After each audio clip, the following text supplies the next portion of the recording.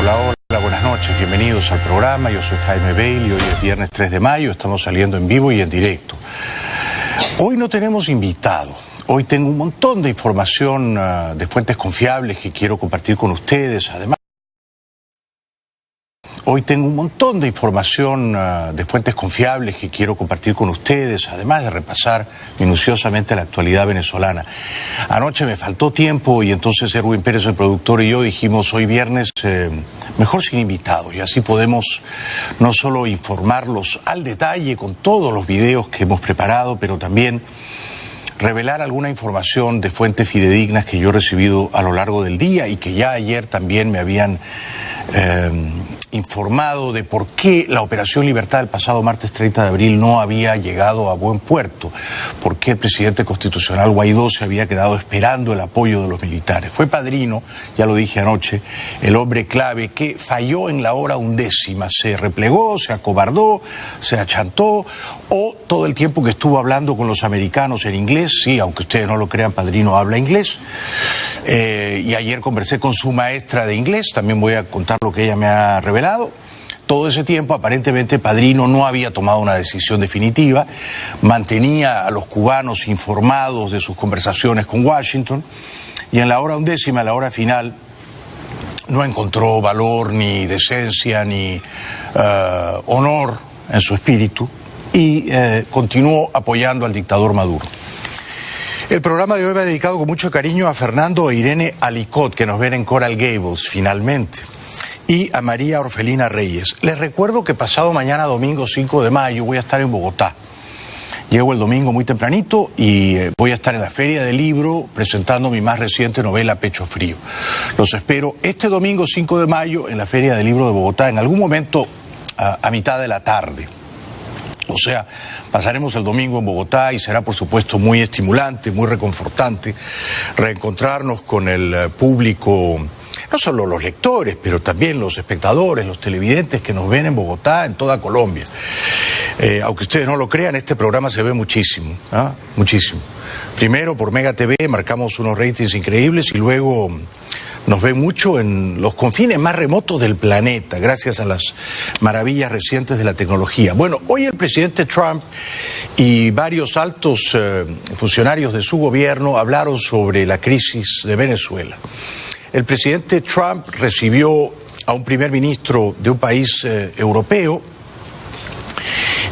y estando con él se refirió a una extensa conversación que había tenido por teléfono con el autócrata ruso Vladimir Putin. Hablaron, según Trump, una hora, media hora de la cual estuvo dedicada íntegramente a Venezuela.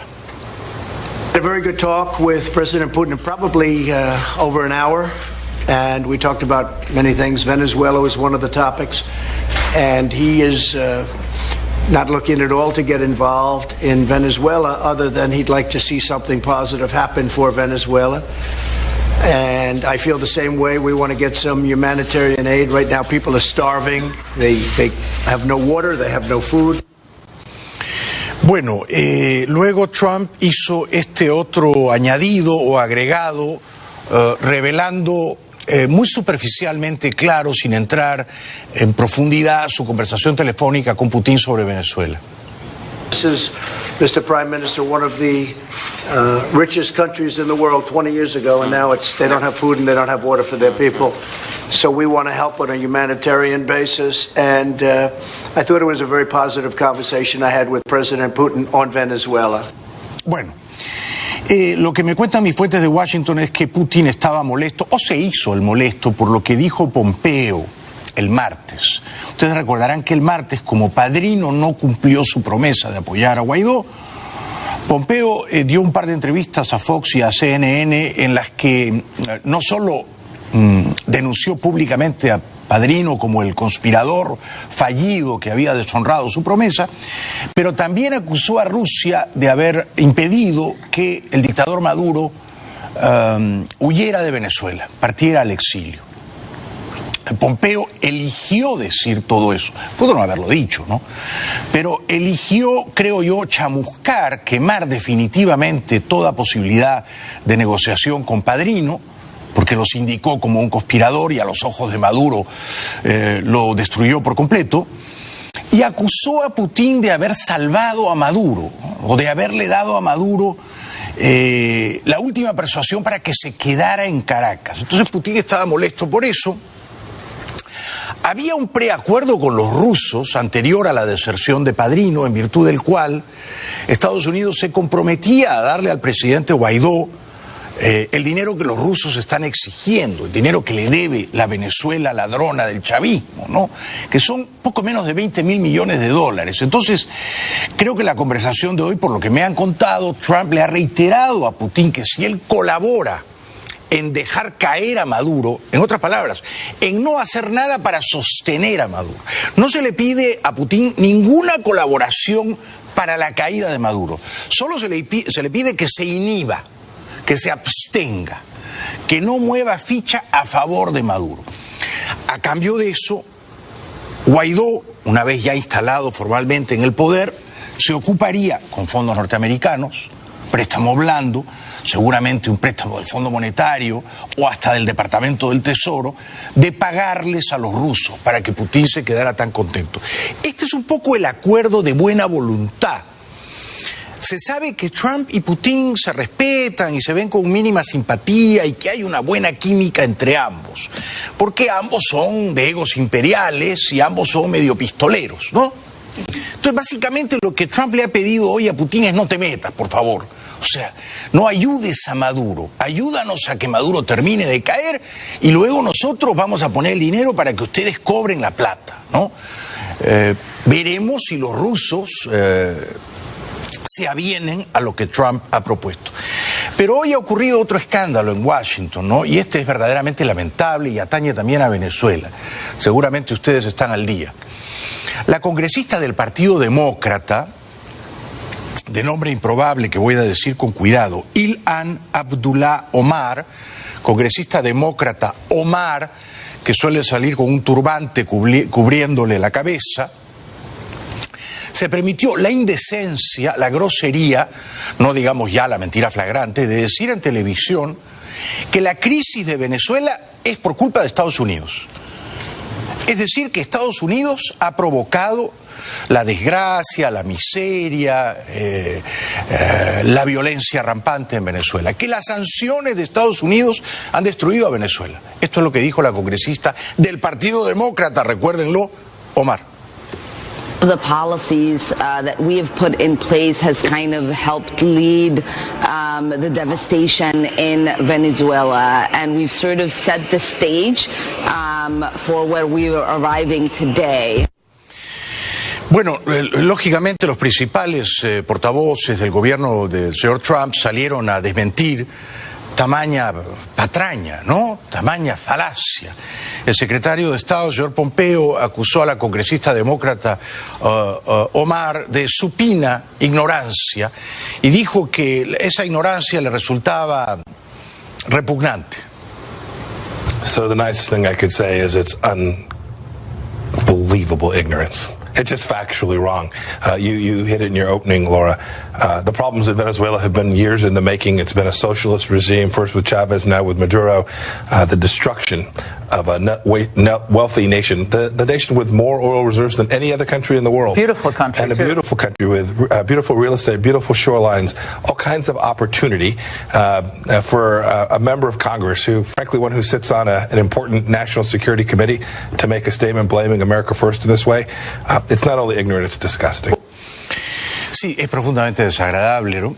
Y tiene razón el secretario Pompeo, y es una estupidez del tamaño de una catedral decir que la crisis de Venezuela es por culpa de Estados Unidos, ¿no? O sea, una persona tan ignorante no merecería estar en el Congreso de los Estados Unidos.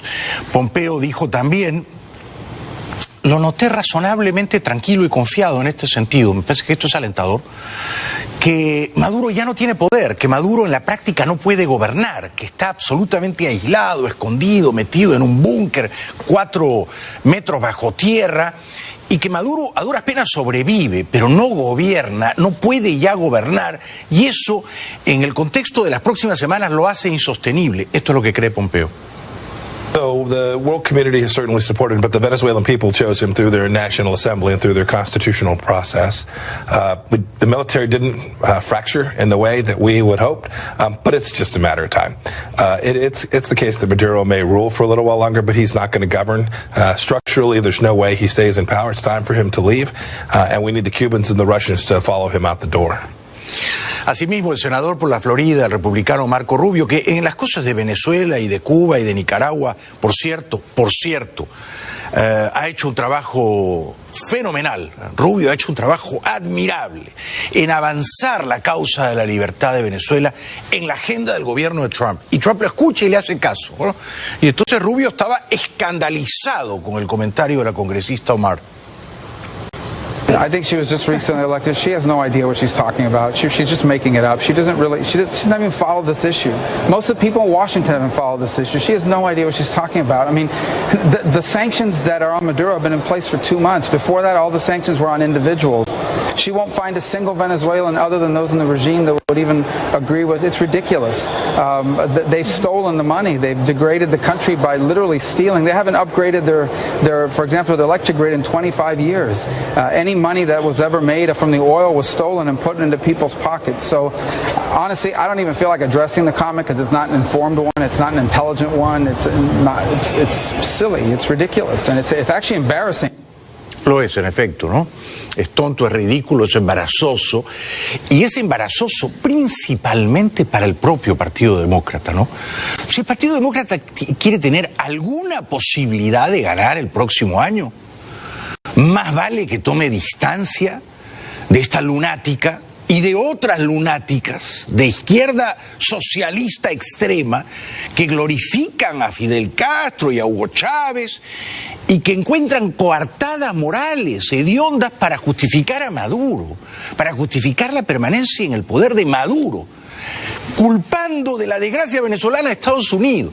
Mira, el único reproche que yo le puedo hacer a Estados Unidos es que no tuvo en los 8 años largos de Obama la clarividencia de oponerse con más firmeza a la dictadura chavista.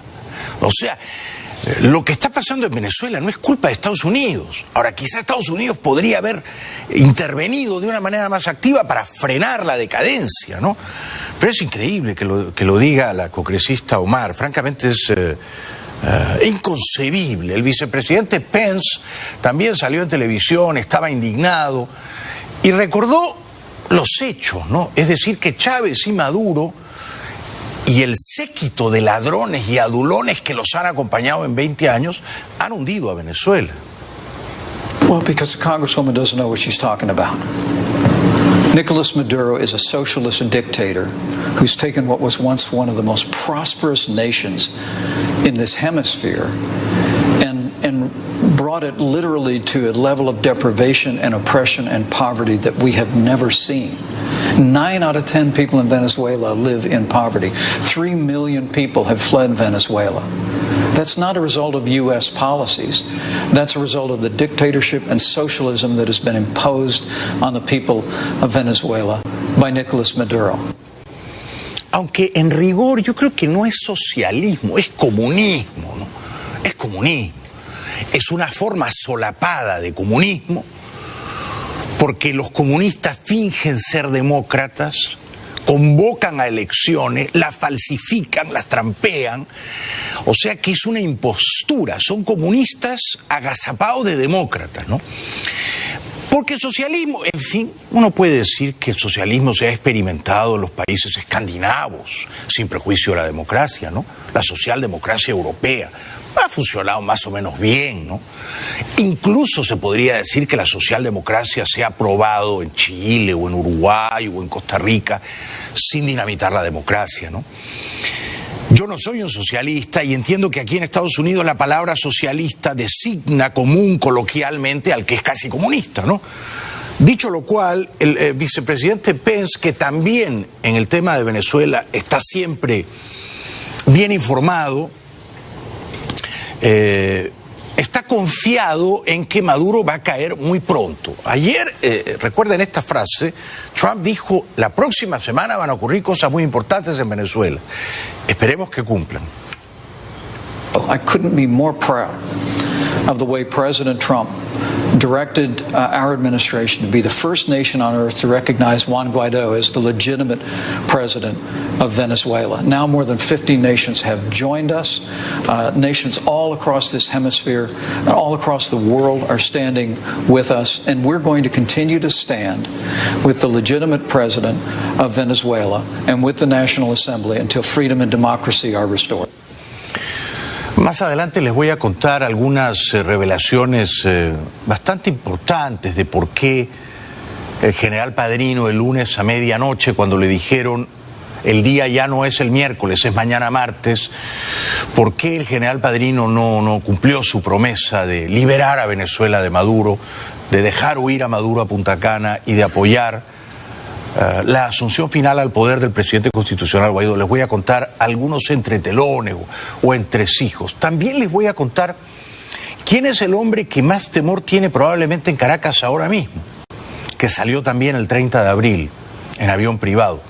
Y no es Maduro y tampoco es Cabello, ¿no? Ya saben ustedes que ese martes 30 de abril Cilia Flores salió rumbo a Punta Cana, donde los Maduro han comprado una mansión en Cap Cana, $18 millones en efectivo, pagados por Samarc José López Bello, el testaferro de Tarek El Aissami, y también, por lo visto, de Maduro. Aunque Maduro tenía a un testaferro de nombre Carlos Eric Malpica Flores, ¿lo recuerdan? Hijo biológico de Cilia Flores. Este Carlos Malpica Flores era el que les había lavado el dinero en Europa, principalmente en Rusia, les había escondido más de $1.000 millones. Bueno, hoy hubo tiroteos en la frontera, en el puente fronterizo entre Venezuela y Colombia. Aparentemente lo que me dicen mis amigos es que no se dispararon los uniformados de ambos países. Se han disparado las bandas ilegales que controlan el paso por las trochas y que cobran a las personas que van de un país a otro por caminos, subterfugios, atajos ilegales, cobran por el paso, por el tráfico humano. Entonces, esas bandas de criminales que se disputan territorios, trochas, y hoy estuvieron entrematándose. Momentos de tensión y miedo se registraron en el puente de Simón Bolívar en la frontera entre Colombia y Venezuela. Pasado el mediodía se registró un tiroteo en la zona de frontera. Versiones preliminares indican que el intercambio de disparos habría sido del lado venezolano de la frontera entre grupos ilegales que controlan el contrabando por la zona. Hace minutos el director de Migración Colombia confirmó que una persona resultó herida. Se trata de una mujer que recibió el impacto de una bala perdida y está siendo atendida en este momento en el hospital Erasmo Meós, en la ciudad de Cúcuta, en territorio colombiano. Como siempre son los inocentes, una mujer, ¿no? Los que pagan las consecuencias de que Venezuela se haya convertido en la anarquía, la ley de la selva, o la ley donde imperan los matones, ¿no? Que se disputan territorios y trochas. Otras imágenes del tiroteo de hoy en la frontera.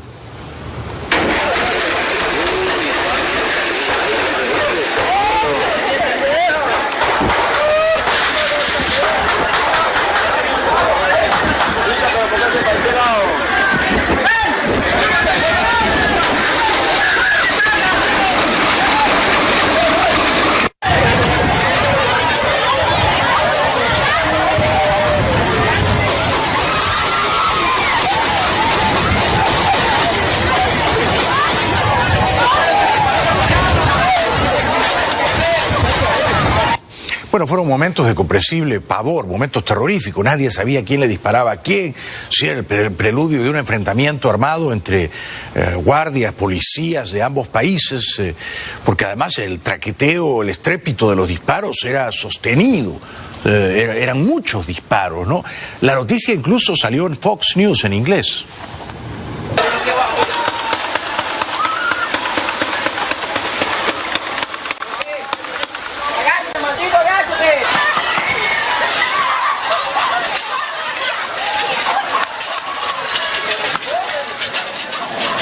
People ran, they screamed. There are so many people we see come through here in wheelchairs, people who are clearly sick and who are coming here because they have no choice but to come here to get their medicine. They were all running, screaming in fear for their lives. That's why you can see all the police behind me. This many police have not been here as long as we have been here, but they are here now because of that shooting. Qué valiente la respuesta. Después dicen que la mujer es de sexo débil. ¿Eh? Yo no me atrevería a estar en ese puente fronterizo. O estaría con casco, con chaleco antibala y agazapado, ¿no? O sea, que mi respeto por la señorita, la reportera. Esto me sorprendió. Estos son colectivos, o sea, paramilitares al servicio del régimen, que fueron detenidos el pasado martes 30 de abril por los leales a Guaidó y los hicieron confesar sus culpas. Nosotros somos el proceso revolucionario chavista que defendemos esta revolución y hoy salimos a combatir a las personas que están en contra de este proceso. ¿Qué estás diciendo? A pata, sí. Y vamos a prestar ayuda ahí en el SOI, que estaban llegando la gente de la oposición allá y nos llamaron para que llegáramos allá. ¿De dónde han sacado a estos colectivos? De un circo, ¿no? ¿Y qué tiene ese sujeto en el pelo? ¿Ah? Debe tener 3 drones, ¿no? O sea, ni siquiera meten miedo, no parecen matones profesionales, ¿no? ¿De quién los ha reclutado? ¿Dónde los han conseguido? ¿No?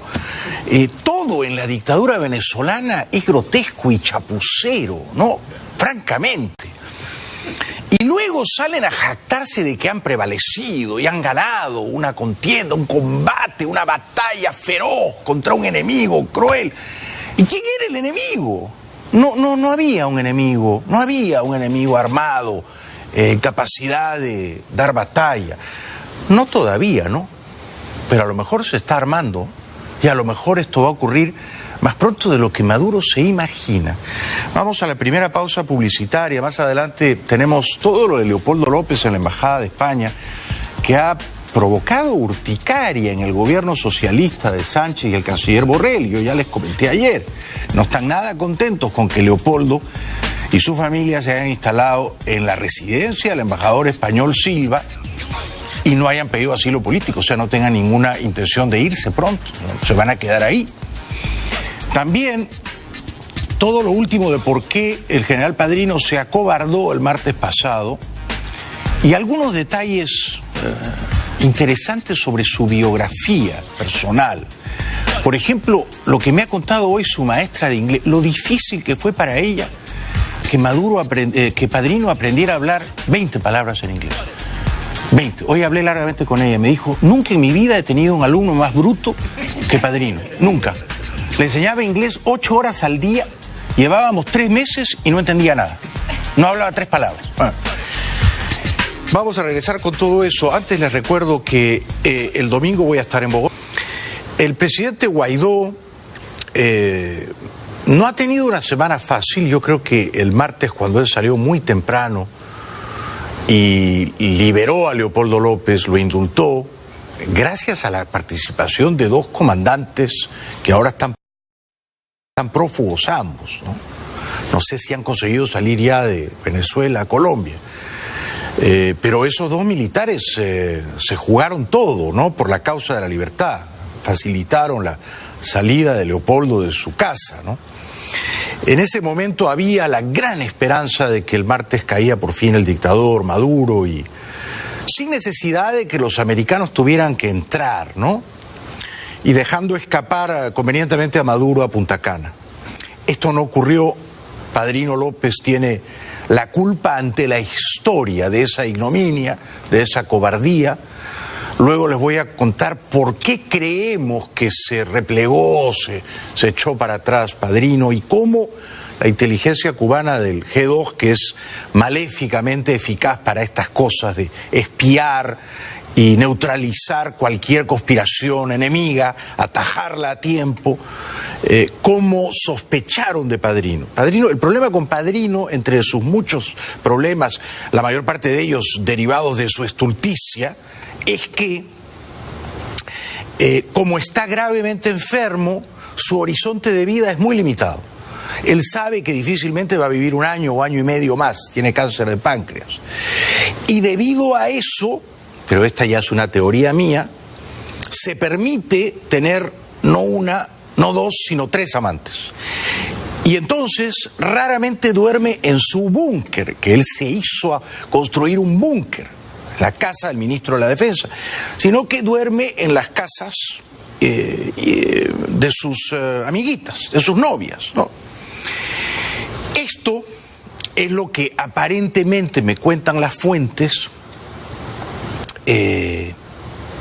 impidió que la operación llegara a buen puerto, asumiendo que Padrino, cuando hablaba con los americanos, de verdad tenía la intención de colaborar con la libertad en su país y de plegar su lealtad a Guaidó, asumiendo que no era un doble agente, ¿no? Que es una posibilidad o un escenario que no podemos descartar. Pero si Padrino estaba negociando de buena fe, ¿cómo se entera el G2 de ello? Porque el G2, y esto era naturalmente imaginable, había plantado micrófonos, chips, en las casas de las amantes.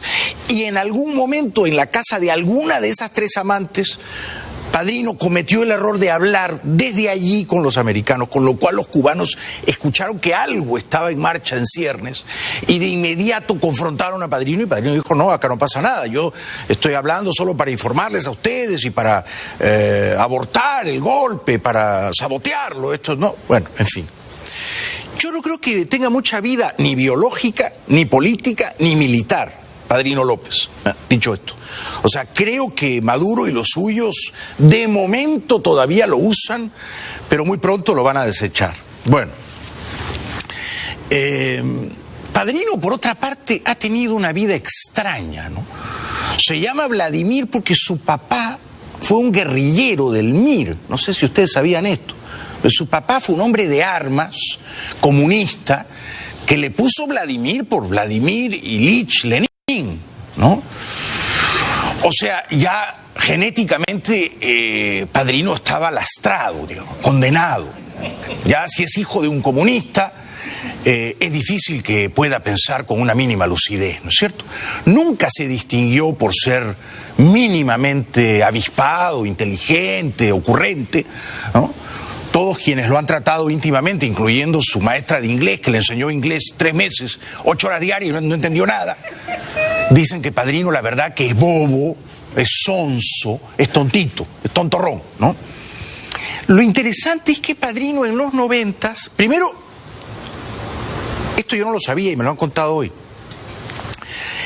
el 4 de febrero del año 1992 Chávez dio un golpe fallido, ¿es correcto? Esa es la fecha, ¿no es cierto? Chávez y un grupo de conspiradores de izquierda, nacionalistas, quisieron matar a Carlos Andrés Pérez, matarlo en la Casa de Gobierno. A punto estuvieron de lograrlo. Padrino era parte de la conspiración. Padrino era capitán del ejército y era chavista, era ya discípulo de Chávez, pero un discípulo menor, en la periferia, marginal, pero era chavista. Y a Padrino le asignaron una tarea. Él tenía que comandar el batallón Bolívar. Tenía que comandarlo. Y a la hora de la verdad, cuando silbaban las balas, Padrino no se atrevió a salir a las calles con el batallón Bolívar, como le había prometido a Chávez, ¿eh? O sea, el martes no fue la primera vez que Padrino se acobardó. Padrino ya se había acobardado al no comandar el batallón Bolívar la madrugada del 4 de febrero del año 92. Es bueno que sepan esto porque después, Padrino ha tenido una relación de coqueteos con Estados Unidos en los 90s. Él se casa con la hija de un poderoso coronel de apellido Betancourt Infante. Esa señora era divorciada, era alcohólica. La boda del casamiento fue a todo lujo. El coronel aparentemente disponía de recursos monetarios, ¿no? Y luego Padrino y su esposa se vinieron a vivir a Estados Unidos y vivieron años acá en Estados Unidos. Hicieron 2 posgrados. Y en esa época Padrino se convierte en un hombre más o menos cercano o dócil a Washington, a pesar de que venía de un golpe fallido con Chávez, pero los americanos lo tenían cerca, aprendió a hablar inglés después de todo, le tomó como 3 años, pero algo aprendió, ¿no? le gustó Estados Unidos, se quedó maravillado con la tecnología de las fuerzas militares y etcétera, un largo etcétera. Lo cierto es que esa es un poco la biografía de Padrino, que cuando le ha convenido ha sido chavista, cuando tenía que poner coraje no era valiente, y cuando le convenía ser amigo de Estados Unidos lo era, con lo cual es un poco impredecible este Padrino, a no ser por su probada cobardía. Es un pusilánime. A la hora que las papas queman, él sale corriendo de la cocina. No aguanta el calor, lo ha demostrado 2 veces ya, en el golpe fallido de Chávez y en la Operación Libertad del martes pasado. Hoy el presidente constitucional Guaidó llamó a que siguieran las protestas y pidió concentraciones multitudinarias mañana sábado frente a los cuarteles para terminar de persuadir a los militares, a los mandos medios sobre todo, de dar el paso correcto. Sabemos entonces que debemos continuar con la protesta. Sabemos que la Operación Libertad es un hecho y debemos continuar cívicamente, pacíficamente, no morder el peine. Dijo también el presidente Guaidó, bueno, yo no sé, no conocía la expresión de morder el peine. ¿Se usa en Venezuela? Yo nunca he mordido un peine y de hecho no tengo una buena relación con los peines, como ustedes verán, ¿no? No, nadie me regala peines, yo no compro peines, no tengo peines. O sea, he hecho de despeinarme casi un estilo de vida, ¿no? No es una mínima rebelión que me puedo permitir. Para lo demás soy mansito, soy la mascota de mi mujer, ¿no?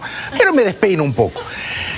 Guaidó dijo, no mordamos el peine, entendiéndose por no caigamos en la tentación de la violencia mañana. Guaidó convoca una manifestación pacífica este sábado frente a todos los cuarteles de Venezuela. El objetivo es sumar más militares a su causa. Ha pedido a la población que no muerda el peine de la violencia porque el régimen de Maduro quiere dividirlos. Como lo hemos venido haciendo, en el marco de nuestra Constitución, de manera no violenta, estrategia y disciplina no violenta, a entregar un mensaje, a sumar más de lo que nos hacen falta el día de hoy. De lo que nos hace falta el día de hoy para producir la transición que todos anhelamos en Venezuela. Yo, querido presidente Guaidó, yo pasaría el peine, pasaría un peine, un cepillo, una escoba pasaría por Venezuela. Un peine, me llevaría todos los piojos, a toda la caspa chavista. O sea que hay que pasar un peine ahí. Uno que usa mucho el peine entre los chavistas es Tarek El Aissami, ¿no es cierto? Después les voy a contar por qué Tarek El Aissami es, desde el 8 de marzo pasado, el hombre que más miedo tiene en la Venezuela chavista. Tarek El Aissami. Les voy a contar por qué. Hoy mis fuentes me han revelado cosas muy, muy interesantes al respecto, porque este sí se peina todo el tiempo, ¿no? Y con fijador, con gomina, y va así como de actor de cine, serie B o de culebrón venezolano. Bueno, Guaidó dice que no está pidiendo a los militares que den un golpe. De nuevo, nosotros no estamos pidiendo un enfrentamiento, ni siquiera un golpe en las Fuerzas Armadas, todo lo contrario. De nuevo, que se pongan del lado de la Constitución para que durante la transición, bueno, generemos gobernabilidad, estabilidad, que permita elecciones libres en el corto plazo y además podemos ejercer soberanía. Sí, bueno, quizá decirles pónganse del lado de la Constitución, desde luego es irreprochable desde el punto de vista jurídico, moral, intelectual, pero quizá no es una oferta demasiado tentadora para un militar. O sea, póngase del lado de la Constitución. Y el militar dirá, ¿y yo qué gano? ¿No? ¿Yo qué gano? ¿Cómo salgo ganando yo de esto? ¿No? Me parece que ahí es donde hay que insistir. Me parece que a los 10 o 20 o 30 generales que están justo debajo de Padrino y que seguramente tienen ganas de darle una patada en el trasero a Padrino, apuesto a que muchos de ellos lo desprecian. Además sé que muchos de ellos quieren que ya Padrino se vaya porque está 5 años ahí atornillado y no deja que suban o que asciendan aquellos a los que ya les toca ascender. Con ellos hablaría yo. Padrino nos ha fallado, ha resultado un felón y una desgracia. Yo no hablaría una palabra más con Padrino, ya está quemado, ¿no? Pero sí hablaría con los que están abajo. Ahora, yo no les diría, tienen que leer la Constitución, porque eso es imposible que lo hagan, ¿no es cierto? Ni les diría, pónganse del lado de la Constitución. Yo les diría, miren, si ustedes sacan a Maduro, entonces ustedes van a recibir un premio, una recompensa. Hay que ponerle un premio a la cabeza de Maduro, a la cabeza de Cabello. Yo haría esto. Ustedes los atrapan, los meten en un calabozo como se hizo con Chávez. Lamentablemente lo liberaron luego, ¿no? En 2002. Y los que hagan esto van a recibir un premio. Cada uno va a recibir $10 millones y una casa en Canadá. Y con pasaporte nuevo para toda la familia. Yo digo, en ese momento de repente se lo piensan, ¿no? Pero hay que hacerles una buena oferta. No solamente hablarles de la moral, los derechos humanos, la Constitución. Pienso yo que un militar no es tan sensible a esos temas. No lo digo con desdén, pero sí con realismo. Presidente Guaidó, hay que hacerles una oferta demasiado buena como para que no la puedan rehusar. Una oferta mejor de la que les hace todavía, que ya no tiene plata, Maduro.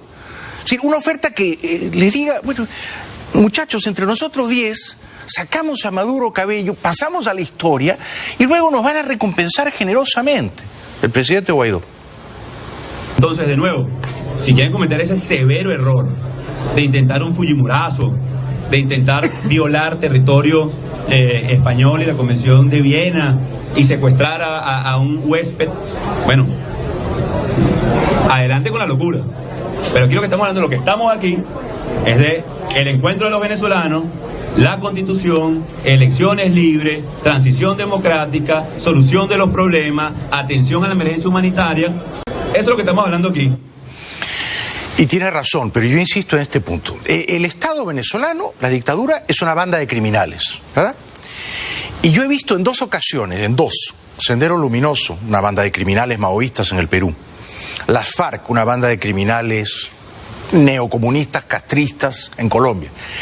La mejor manera de destruir una banda de criminales es poniendo un precio en la cabeza de los líderes y estimulando la delación de los lugartenientes. Es el lugarteniente el que delata al líder, al que además detesta, para cobrar una recompensa. Así Montesinos en Perú destruyó a Sendero Luminoso y así el uribismo destruyó a las FARC. Entonces, yo creo que hay que entender cómo opera esa banda criminal, los militares que la sostienen y que son parte de ella. Y, de nuevo, insisto, hay que hacerles una oferta. Pero no una oferta en términos de honor. Una oferta monetaria, que les cambie la vida. A ellos, a sus hijos y a sus nietos. Luego ellos elegirán si se quieren quedar en Venezuela, pero yo apuesto que si uno les dice, mira, te vamos a dar una casa en British Columbia, en las afueras de Vancouver, con otra identidad y con $10 millones canadienses en el banco, yo digo que más de un general se lo piensa, ¿no? No creo que en ese momento digan, no, mi lealtad es con Maduro hasta... No creo, yo no me lo creo. Bueno, para terminar con el presidente Guaidó, que hoy estuvo impecable, hay que apoyarlo mañana saliendo a manifestarse frente a los cuarteles. Rogamos a la Providencia que no haya violencia, que no haya más muertos. Esta semana se registraron 4, 2 de ellos muchachitos de 14, 16 años. El presidente Guaidó insiste en su mensaje de penetración moral al cuerpo militar. Vean, señores de las Fuerzas Armadas, el respaldo ciudadano, cívico que recibieron en horas. Contundente, cívico, determinado. Contrástenlo con la soledad, los nervios, el miedo, la desaparición de los que estaban encerrados supuestamente en Miraflores. ¿Quién sabe dónde estaban? Contrasten, señores de las Fuerzas Armadas, la seriedad del Parlamento en el respaldo a la Constitución, al Estado de Derecho, al futuro de su familia, de la familia militar, de toda nuestra familia. Bueno, tenemos que ir a la segunda pausa, luego les voy a comentar el problema que ha creado la presencia de Leopoldo López y su familia en la Embajada de España en Caracas. España tiene un gobierno socialista, acaba de ser reelegido por 4 años. Los socialistas necesitan pactar con los chavistas de Podemos. Entonces el gobierno socialista está incómodo con Leopoldo López y le ha dicho, si tú te quieres quedar con nosotros en la embajada, no puedes dar ruedas de prensa y entrevistas por doquier. Regresamos con eso, con lo que dice Leopoldo, con lo que dice el canciller español. después de la pausa. Les recuerdo que este domingo voy a estar en la Feria del Libro de Bogotá presentando Pecho Frío. Ya volvemos. Está Borrell. España no va a permitir que su embajada se convierta en un centro de activismo político. Tenemos también la confianza de que en estas condiciones Venezuela va a respetar naturalmente la inmunidad diplomática del territorio de la embajada española.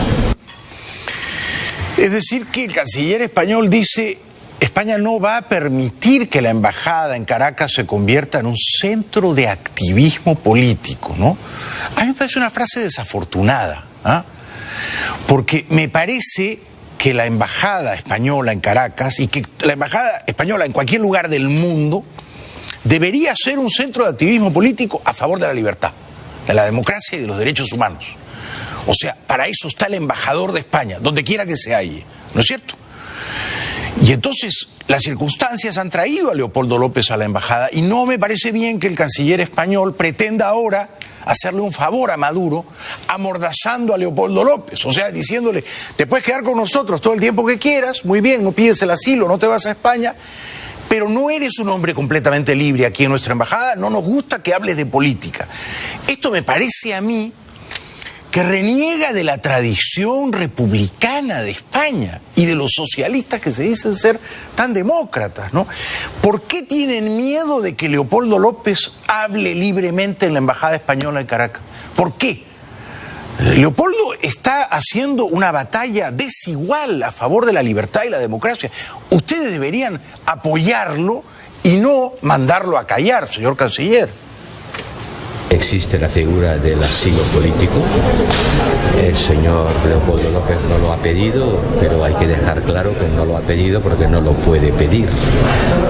Porque, de acuerdo con nuestra legislación, el asilo político hay que solicitarlo cuando se está en territorio español.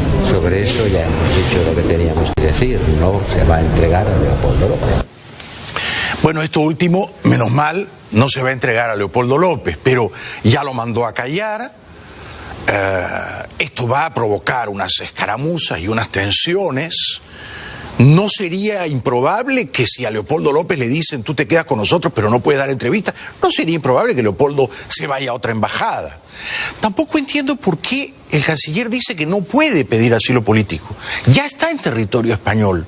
Normalmente un perseguido político, y López lo es, porque escapa de una dictadura que lo ha encarcelado y torturado durante años, nada más entrar en el territorio inviolable de una embajada, que es la prolongación del territorio de ese país, allende los mares, nada más pisar ese territorio puede pedir el asilo político. ¿Por qué el señor canciller Borrell dice que Leopoldo no puede pedir el asilo político? No lo entiendo. De hecho, Leopoldo podría pedir hasta la nacionalidad española, porque su papá es español, ¿no? Pero en un acto de amor por Venezuela, Leopoldo y su familia dicen: nos quedamos acá. No me parece que el canciller Borrell, yo espero que el presidente Sánchez lo reconvenga, ¿no? Diga que Leopoldo López está haciendo activismo político y que eso está mal. Porque entonces uno le pregunta al gobierno del Reino de España: ¿ustedes a favor de quién están? ¿Están a favor del que hace activismo político por la libertad, Leopoldo López, o del que hace activismo político para sostenerse en el poder de una manera abusiva, como el dictador Maduro? No se entiende. Lógicamente, el embajador chavista en Madrid, Mario Isea, un señor que vive mejor que usted y que yo, ¿no? Que no pasa privaciones ni penurias, vive la vida desahogada, burguesa, rolliza en Madrid. El señor Isea parece casi coincidir con el canciller español Borrell y dice: no, nosotros no invadimos embajadas, no vamos a entrar a la embajada de España en Caracas. Nosotros no invadimos embajadas. Estamos siendo víctimas en algunos lugares donde promueven, ¿no?, la invasión de embajadas. ¿Sabes quién invadió una embajada? Capriles, Leopoldo López, la embajada de Cuba en el 2002, amenazaron de muerte al embajador y a su familia. Bueno, yo no sé si ellos invaden o no embajadas, pero sí sé dos cosas. Primero, que ellos han convertido a Venezuela en un territorio colonizado por los cubanos. O sea, a ellos sí les gusta que los cubanos invadan Venezuela. Esto me parece aún peor, porque es un acto de traición.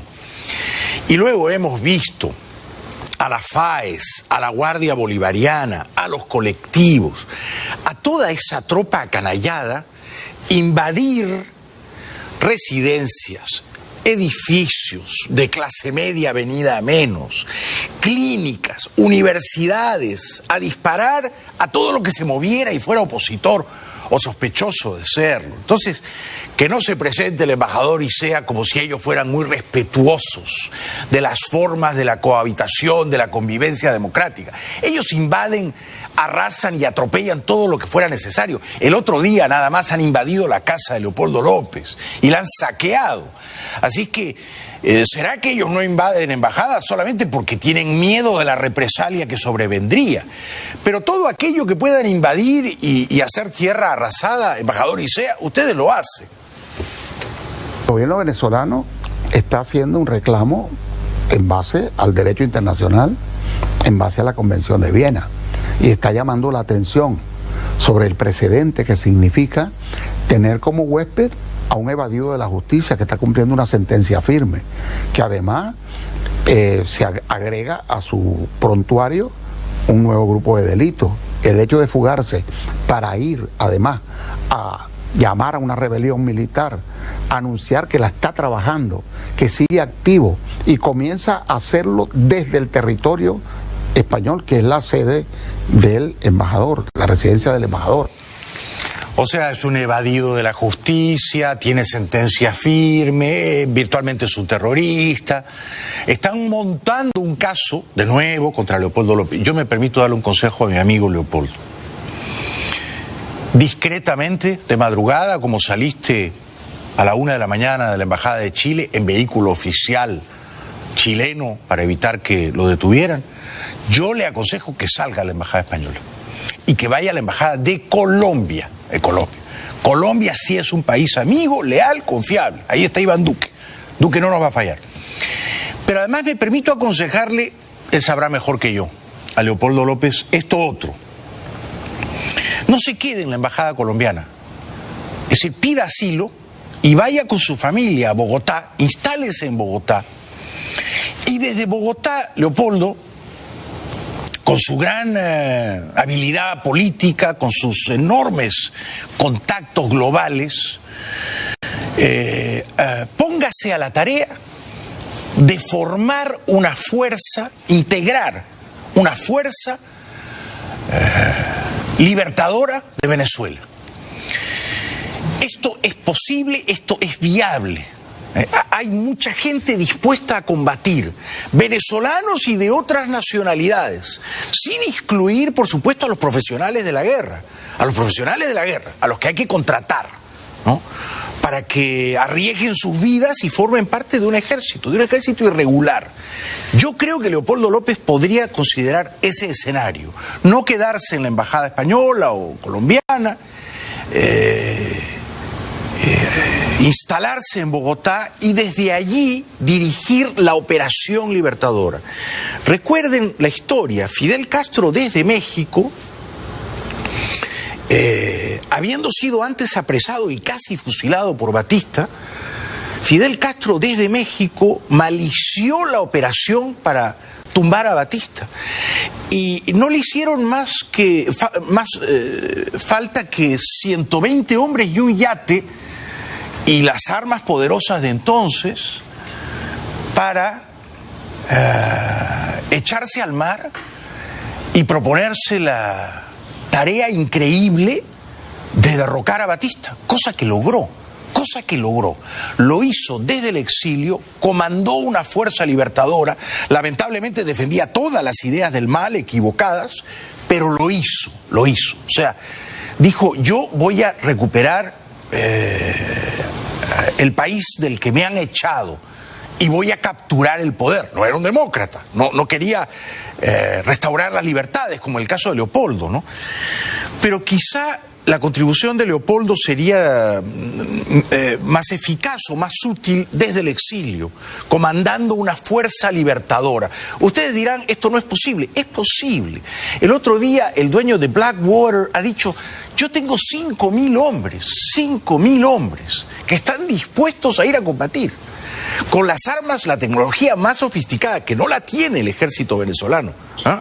Pero claro, a esos hombres hay que contratarlos, hay que dirigirlos, alguien tiene que comandar políticamente la operación, darle una viabilidad en el contexto internacional, hablar con Almagro, hablar con Trump, hablar con Duque, montar unos campamentos. ¿Dónde? En Brasil. Bolsonaro ya ofreció territorio de Brasil para que ahí se monten los campamentos. Pero tiene que haber un líder moral, ¿verdad? El dueño de Blackwater no, porque es un mercenario, es un empresario. Su negocio es ir a la guerra, pero tiene que haber un líder. Y a mí me parece que Leopoldo podría ser ese líder. Leopoldo López hablando hoy, viernes, en la Embajada Española. Mira, como se ha dicho, como lo ha dicho el presidente Guaidó, nosotros no descartamos ningún escenario que esté dentro de la Constitución. Y la Constitución prevé que esa es una posibilidad. Yo espero que eso no sea, que no tengamos que llegar a ese punto, como lo ha dicho el presidente Guaidó, pero no lo descartamos. No solo no hay que descartarlo, sino yo creo que hay que acelerarlo, Leopoldo, ¿no? Porque parece la única forma viable, y más adelante lo va a decir María Corina, de derrotar fácticamente a Maduro. Es la única salida eficaz. Y tú puedes dirigirla. Si te van a amordazar en la Embajada Española, vete de ahí, Leopoldo. No los dignifiques. No permitas que te callen ellos también, ¿eh? Otro momento de la entrevista de Leopoldo hoy diciendo que todo el entorno íntimo de Maduro, en el fondo, quiere deshacerse de él. Con el entorno de Maduro, allí hay un claro interés de su entorno más íntimo, de que Maduro salga del poder. Se dieron varias conversaciones, siempre insistimos en que tenía que ser un proceso, y tiene que ser un proceso pacífico, tiene que ser un proceso que no recurra a la violencia, pero tiene que contar con la fuerza del pueblo y de la Fuerza Armada.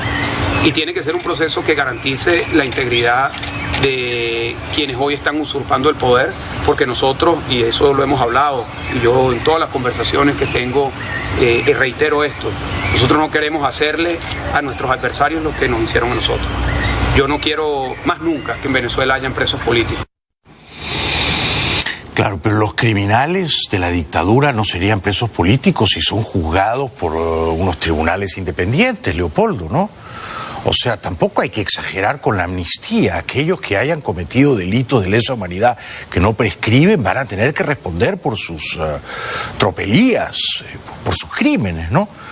Leopoldo insiste en la transición pacífica.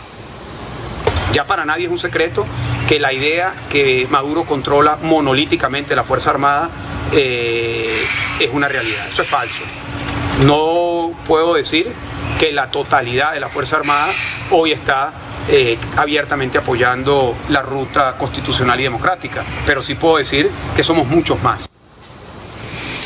Bueno, ojalá Leopoldo tenga razón, ojalá sea posible que otros militares debajo de Padrino hagan lo que Padrino no pudo o no quiso o no se atrevió a hacer. Esto se verá en los próximos días. Si no ocurre en la próxima semana, yo creo que hay que pasar a una siguiente fase. Es decir, no podemos permitir que la Operación Libertad naufrague como se hundió la Operación Ayuda Humanitaria. En aquella ocasión no había un plan B. Ahora necesitamos un plan de contingencia inmediato para no perder el momentum. El mundo libre y democrático completo reconoce a Juan Guaidó como presidente. No ha habido una coalición internacional a favor de una causa de liberación con tanto apoyo internacional desde la Segunda Guerra Mundial. Y cuidado, y son más países los que se suman en este momento de los que incluso tuvieron los aliados en su momento en la causa por la liberación.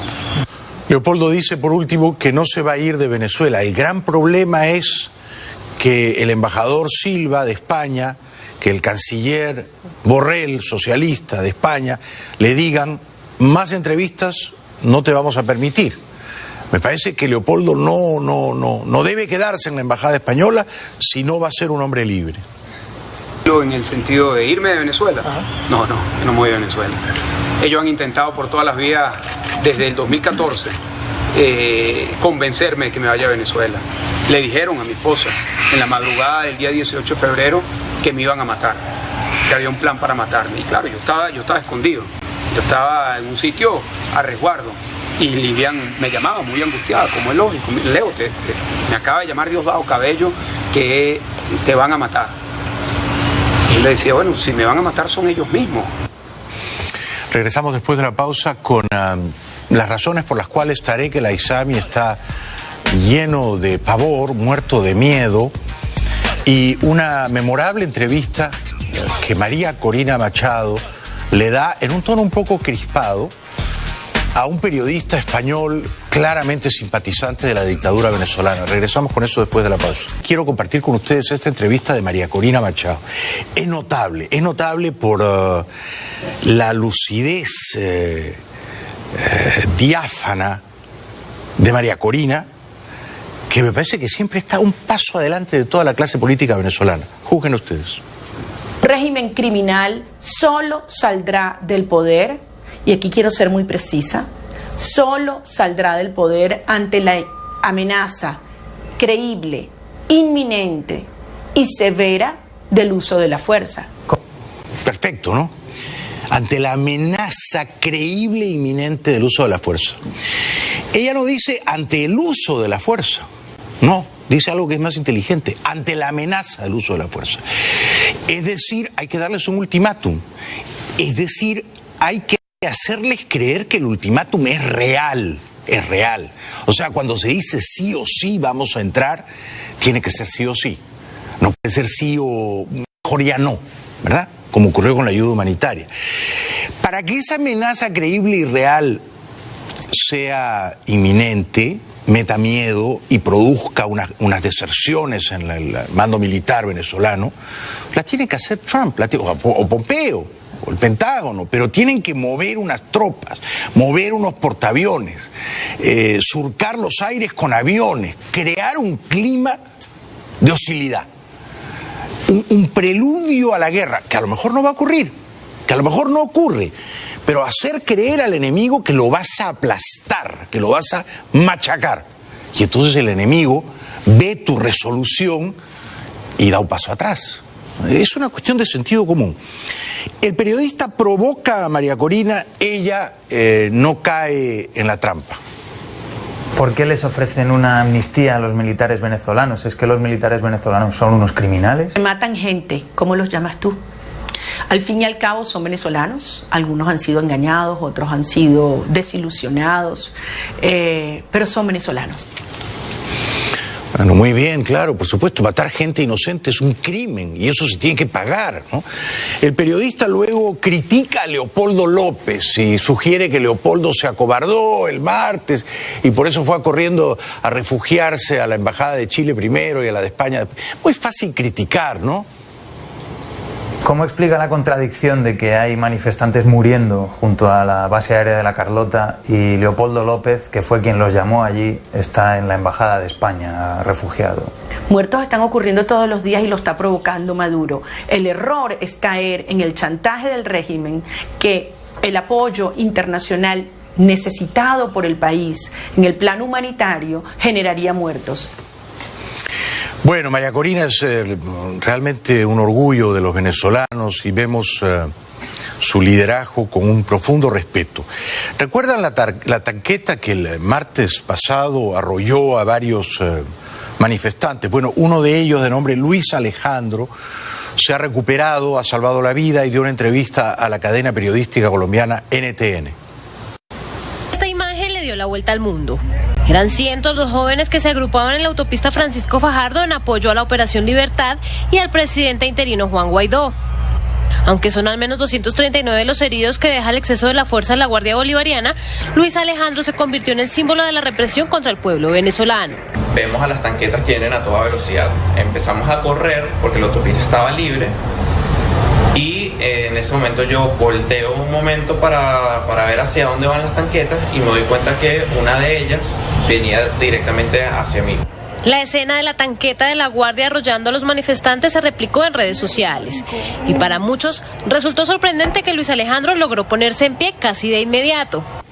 Tuvo una suerte increíble este muchacho, que la tanqueta no le chancara la cabeza o el pecho, ¿no? Esos momentos en los que estaba pasando por encima, yo lo que recuerdo es como mucha oscuridad, como no vi nada, estaba todo oscuro. Y el único pensamiento que tuve fue, sigo vivo.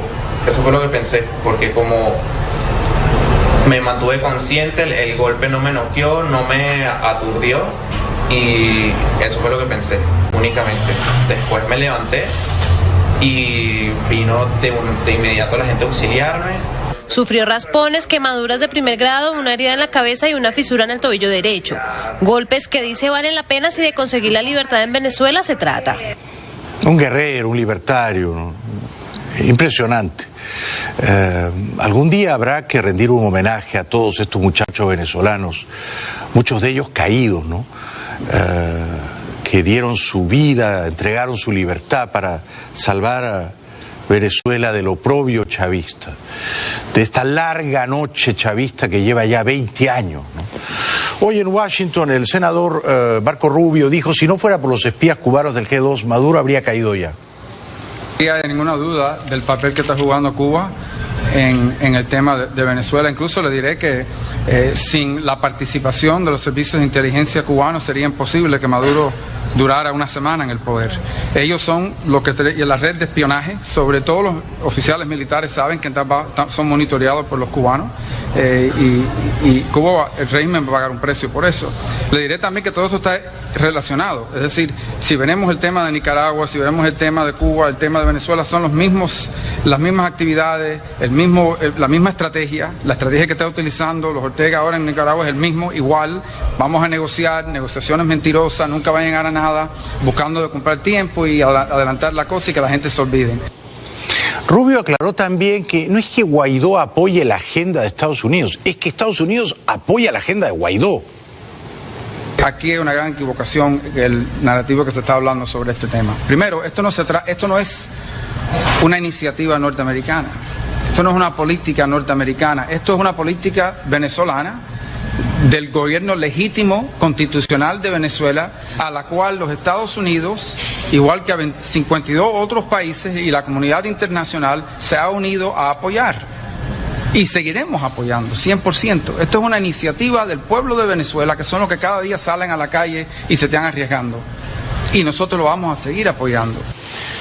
Bueno, Rubio describió al dictador palurdo Maduro como un hombre cautivo de sus propios miedos. Nicolás Maduro, que tiene armas, que tiene matones, que tiene cárceles, que controla los medios, que apaga el internet cuando le da la gana. Nicolás Maduro no puede salir de una base militar. Es decir, una base dentro de una base militar. No puede salir a la calle, no puede salir del país. Está rodeado de mentirosos, ladrones, conspiradores que están constantemente buscando la manera de salvarse ellos. El régimen está perdiendo y ellos lo saben. Ellos lo saben. Hay que entender una cosa, este es un movimiento pacífico de desobediencia civil. Y los movimientos de desobediencia civil y pacífico, la única batalla que ganan es la última. En este sentido, Rubio dijo, y tiene tanta razón, que no hay que caer en la desesperanza. Y es importante seguir y entender eso.